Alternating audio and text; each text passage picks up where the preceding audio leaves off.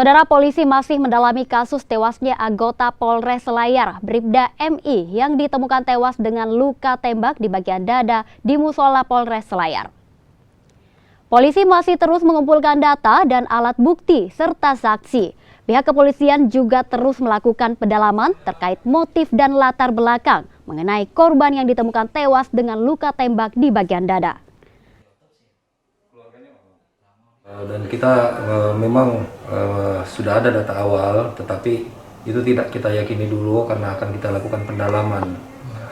Dari pendalaman tidak ada keterlibatan memang orang lain di situasi tersebut.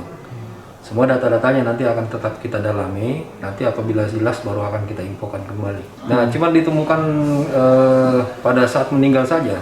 Nah, ini yang baru kita perjelas semua, termasuk kronologisnya. Kita perjelas nanti fakta-faktanya setelah pendalaman.